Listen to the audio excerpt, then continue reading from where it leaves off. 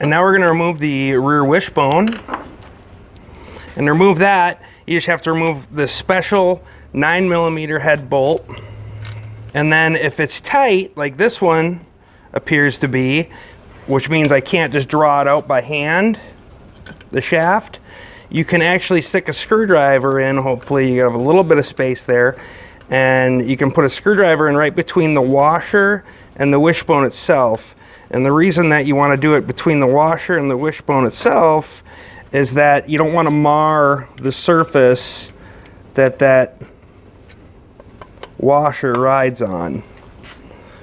So you can put that there and then just give it a little bit of leverage and slide it down the shaft a little bit and just keep working it off until it slides out. When that slides out, you'll have your wishbone, and then there's a spacer that goes above that. You can store those on here. We'll take that special 9mm head bolt and just set that there, and then I won't lose it.